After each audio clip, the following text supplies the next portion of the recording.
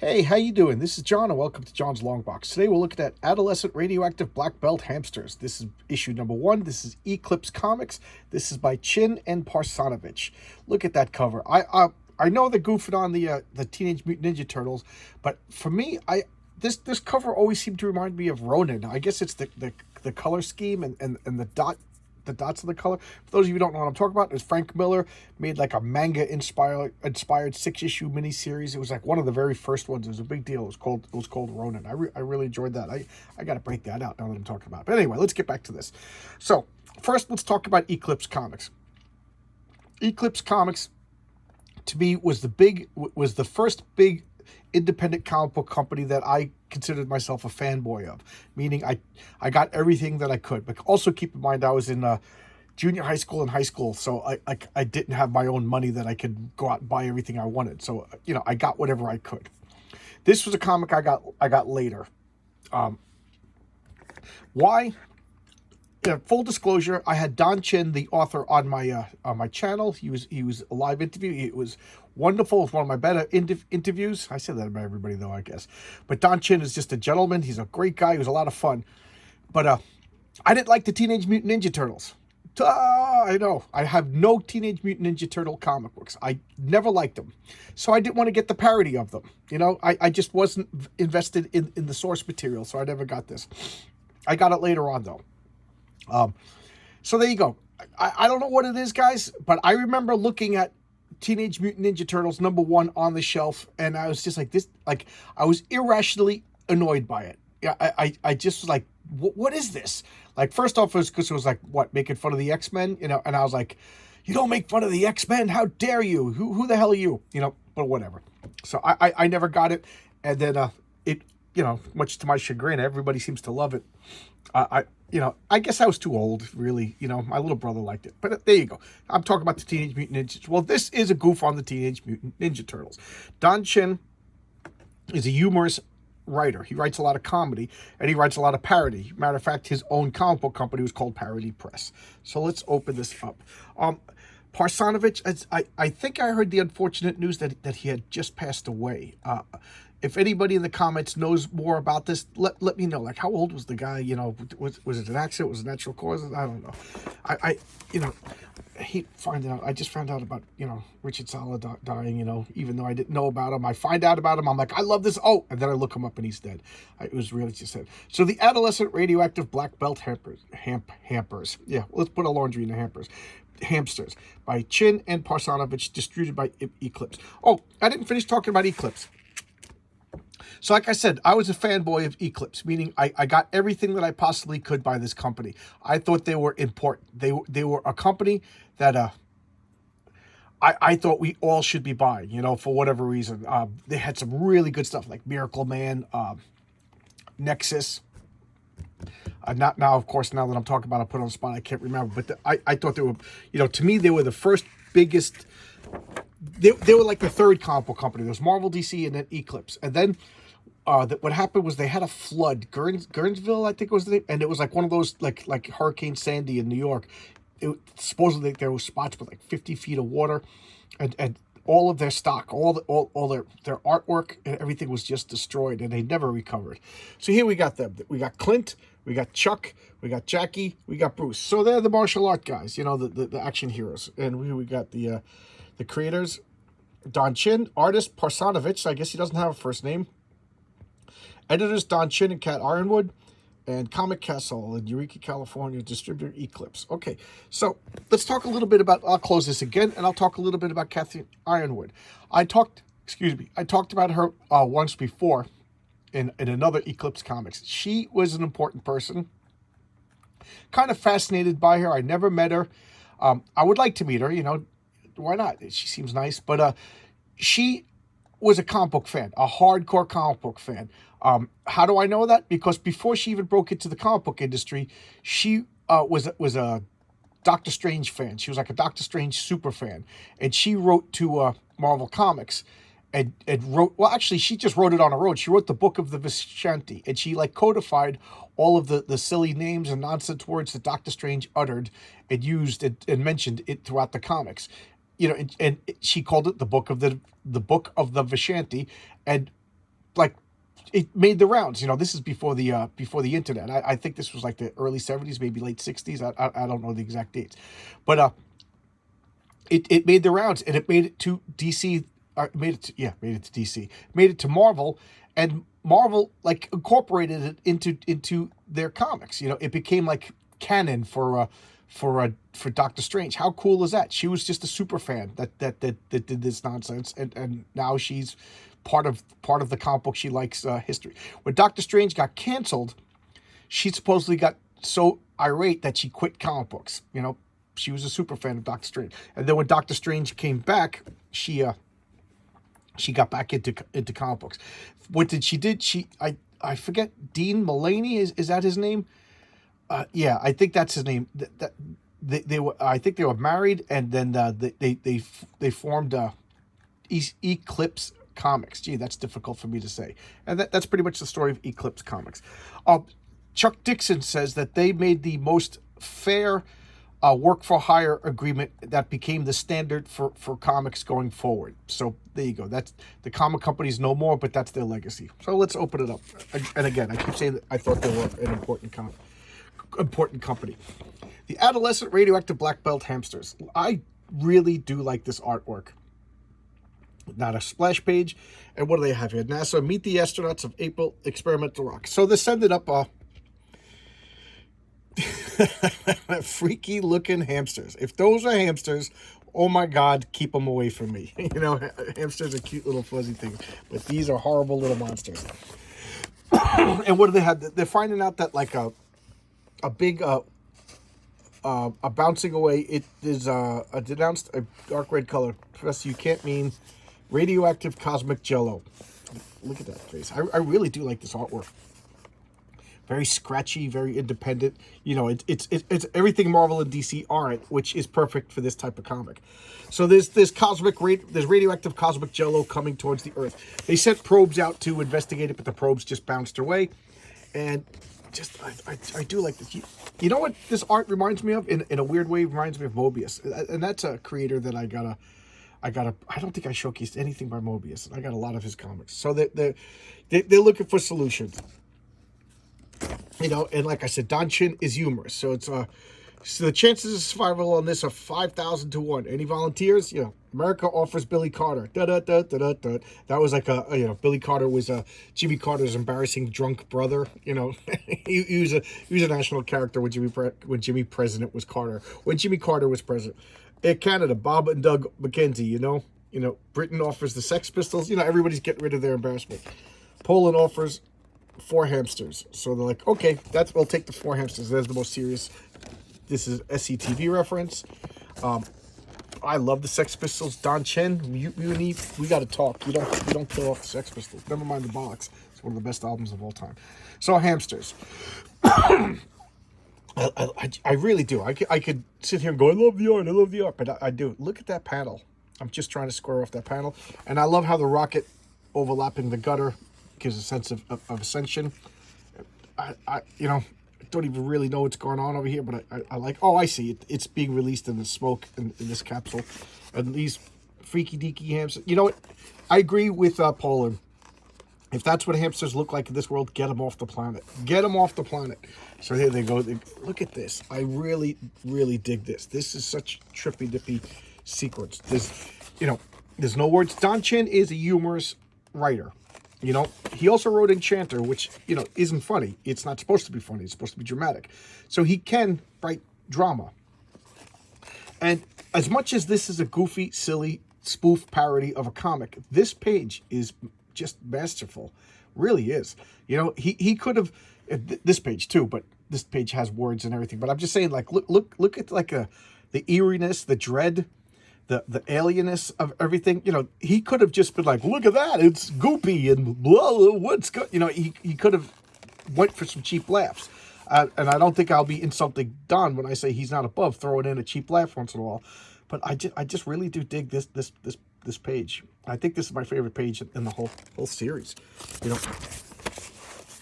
And over here, it's kind of breaking the trippiness by having words. I was really enjoying the Space 1999, not Space 1999, Space Oddity, 2001. Just enjoying that. And here it's just going, and look at this. It is kind of creepy. This like orifice opens up and swallows them. So it is really alien. And as much as they're being goofy and stuff about that, there is like a little twinge of cosmic horror. And I'm a big fan of cosmic horror. I know a lot of people don't like cosmic horror. Cosmic horror being, originated by H.P. Lovecraft.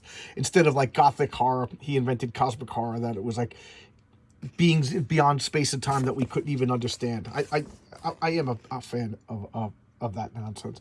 So here we got the people going back to the goofy comedy. Does this mean we're in trouble? Back to the drawing board, back to the drawing board. There goes the hamsters. And then sometime later, inside the capsule. And what's going on over here? What does that say? Destruct. Was your ass goodbye. Self-destruct, Deus Ex Machina. So that's it.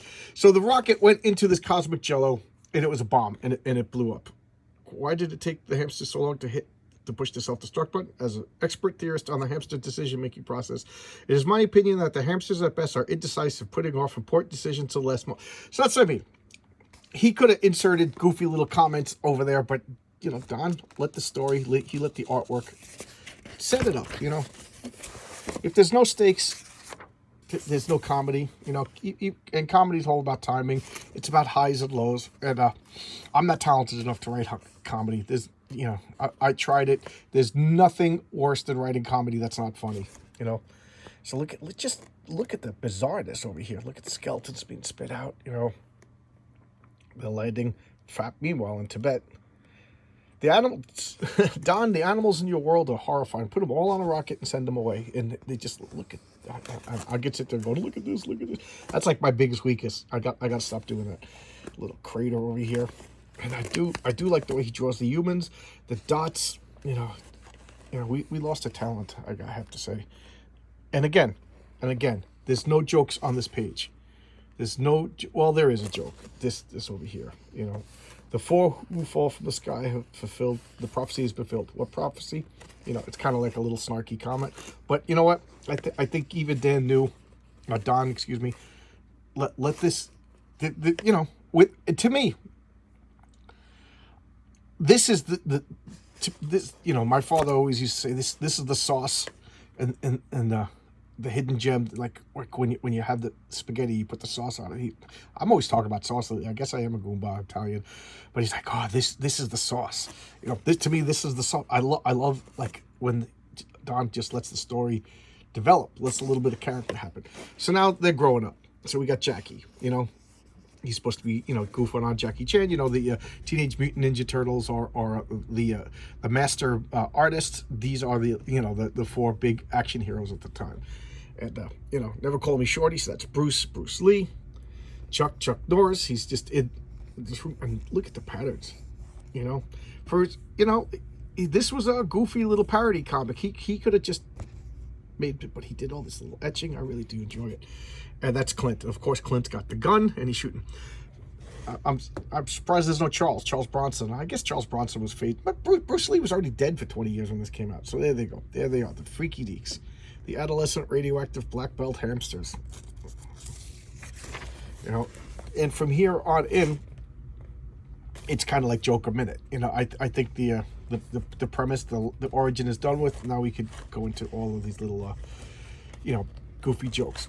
So that's not hamsters, not chickens, but again, look at the art. The art is just look. He took the time to make this bizarre pattern. It's not bizarre. I've seen buildings like this. That's just a master panel. Holy moly, is that a master panel? It's so good,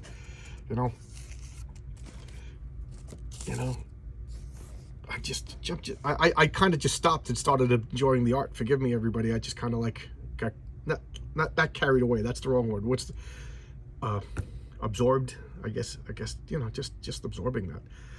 I read this and then I kind of just breezed through it. Looking at the humor, and now I'm really, I guess, because it's a little just out of respect for the man who passed. I'm just really am digging it, but so they want to leave. I'm sorry. I got absorbed into the into the artwork. But what happened was they're leaving Tibet and they're gonna go, live in the greater world, and they have to leave. They're going through the snow. They look like little gnomes over here in the snow. Goofy joke over here. It snowed so much that we can't see them, and it gives Parsanovich a nice little break from doing art. It's a cheat that works. And I always think of that issue of Alpha Flight when they were snowblind, when it was just pages and pages and pages of no art. John got paid per page. And here they are emerging from the storm. I like the lettering, And what's going on over here? I kind of... Oh, yeah. So this car pulls up. And, of course, Clint is pulling a gun on him. And what's he say? Hey, want to buy my drugs? Sale on glue today. Try the economical side. So here they got a drug dealer in the middle of the wastelands. And look at the etching on the sky over here. So now, of course, they're going to fight. And I kind of feel bad for the drug dealer. I mean, he deserves it. But you got four masters just teaming up on this goofball, just beating the crap out of him. And they take the car, and now they drive it off. So now they're able to get where they need to go. So this is funny. I'm jumping ahead. So, what do we do when we get there? How are we going to buy stuff? I don't know. And they open it up, and, of course, the drug dealer, money! So they're just pulling money out whoa, Nelly. My cup runneth over. Money, $312,077.12 to be exact. Cool it, Clint. Bring on the broads. So here they are in, look at this. It's just like little sight gags in the back. They're buying a house or moving into a house, and what, I'm sorry, but no pets are allowed in the passenger cabin, and I'm afraid we'll have to accommodate you in cages. What cages? Go ahead, make my day. So bam, bam, bam, I would get mad if this was an X-Men comic book that a guy's pulling out a gun, but it's a tongue-in-cheek humor comic, And here they are. They're on vacation. They're on an airplane. They're chilling and where they've got to be. He's being a little cheeky over here and, yelling at him. Oh, no. I thought that was one of the hamsters. So they're going to, hey, whatever we got to do, as long as we stick together, we're family. You go, I love you guys. And then memo, darn Chin, the two previous panels were the most sugar-coated attempts at sappy sentiment ever I've encountered in comics. It made me want to throw up. So I don't know if Parsanovich really wrote that or if Don Chin really wrote that, but that's the style of the jokes. What do they call that? Breaking the fourth wall? Just look. Again, I'm going fast because... Oh, yeah. Okay, I want to talk about this. So, in the bathroom, little bit of turbulence. He's flipping around, and gentlemen, this is Billy Bibbit. He begged to see the cockpit. Hi, Billy. Whatever. So they're doing trips. We would never predict that this flight would soon become the world's most talked about news event today. For inside, things are not normal. This looks like a nun with a machine gun. Hockey player ready to go, scuba guy, and these guys are all ready to fight. And we got this Jughead looking guy with the slingshot. And the flight attendant, look, why would you have this guy? It's just like nonsense jokes, And the PLO, no, we're the potluck organization. This is like typical jokes. We are the PLO, and they go, what do you mean, the Palestine Liberation Organization? They were big. The PLO was in the news all the time at this time, so that's a topical joke that probably don't get anymore. But think of them as like Hamas, the proto-Hamas. And they're like, now we're the potluck organization. We're a mixture of everything. So that's why, they got little jugheads, they got Vikings, they got scuba. So they're potluck. That's their organization principle. Like I said, I'm going fast because my videos have been way too long to it. I've been getting complaints, and I just like this. So he pulls out the spear gun. He catches it, and this is a great panel too. We got the pilot over here watching this little brat kid with the little rascal jughead kid with the slingshot. He's yelling at him down the hallway. Pulls a gun on the nun. There you go. There's my rap. I'm going to need stuff to fight with. Hey, look, a long bar. So he pulls off the bar.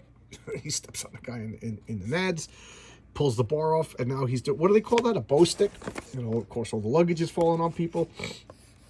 So now they got their specialized gear, and they're going to fight. So this is before Snake's on a plane.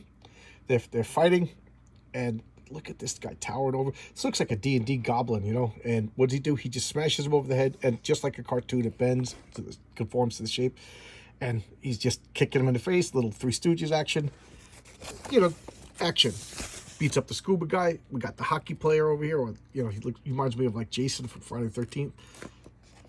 Gets taken out. I don't know, man. Freaky looking hamsters. Hamsters look like monkey people. You're dead. Fired. Arg, my mohawk. So we got them by the mohawk. Beats him up. Fight, fight, fight. Fight, fight, fight. And oh, fight, fight, fight. He just comes up. But you never forget, I'm a black belt hamster. So you can see he cracks him in the chin. Knocks him out. They save the day. They're picking up their comrades. You know, get ready to help everybody. They're talking to the pilot.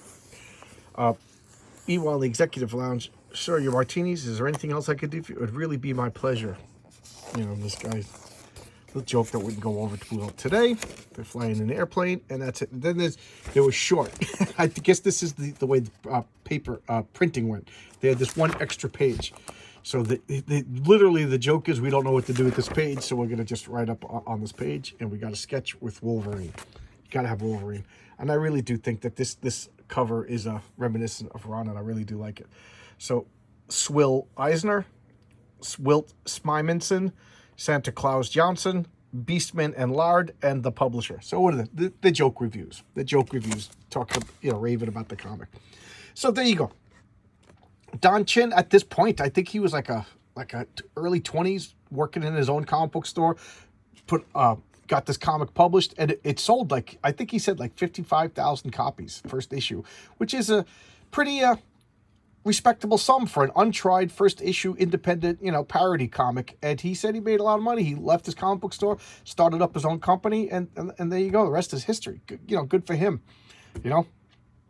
And for those of you who may or may not know, Don Chin is now working for RJ of the Fourth Age. He's going to be doing a humorous story of the valiant heroes of Tom Valiant when he was Putty Man, as a rookie superhero that nobody took seriously. I can't wait to read that. So there you go. This is Adolescent Radioactive Black Belt Hamsters. A trip down memory lane. I remember specifically when this was on the shelves in my comic book store. And my first reaction was, I didn't like the Turtles. I'm not getting this. It took me about another 10 years before I got this. All right. Thanks a lot. I'll see you. Bye-bye.